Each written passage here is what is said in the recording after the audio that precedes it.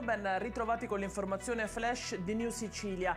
Smantellato un gruppo di giovani criminali specializzati in furti e spaccio di droga e operante a Sant'Agata di Battiati nel Catanese. A capo dell'organizzazione vi era un uomo di 50 anni, il gruppo era composto da 4 adulti e un giovane di appena 16 anni. Trovati e sequestrati oltre 1 chilogrammo di cocaina, un panetto di hashish da 250 grammi e la somma di 1.450 euro in contanti. L'operazione è stata denominata Medicamente, ha portato all'esecuzione di un'ordinanza nei confronti di 15 indagati. L'accusa è di furto aggravato, ricettazione, tentata estorsione e spaccio.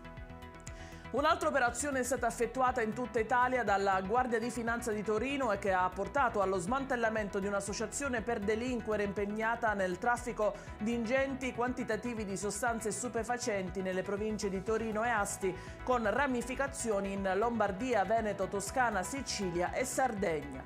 Sono stati sequestrati oltre 100 kg di droga che avrebbero generato introiti illeciti per 20 milioni di euro. La cocaina era occultata nelle forme di parmigiano, sono 10 gli arrestati.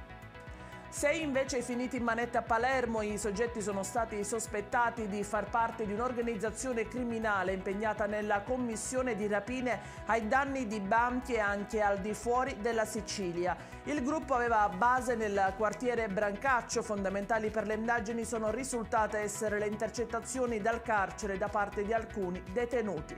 L'indagine è partita da una grave rapina con sequestro di persona avvenuta il 4 aprile scorso nella filiale Credem di Terrasini. E ci sono anche 9 siciliani tra i 90 in totale in tutta Italia che hanno portato a casa una vincita milionaria da oltre 4 milioni di euro ciascuno grazie al 6 centrato al Superenalotto nell'estrazione di ieri sera. Dopo quasi 2 anni di attesa è stato assegnato il jackpot da oltre 371 milioni di euro. La sestina vincente è stata selezionata dalla bacheca dei sistemi. 6 i fortunati vincitori del Palermitano, 1 a Messina, Caltanissetta e Ragusa. Il totale vinto nella nostra isola è di oltre 37 milioni di euro.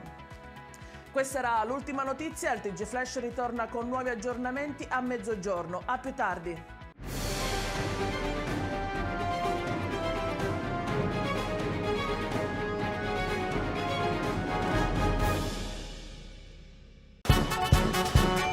Benvenuti al Carnevale di Acireale.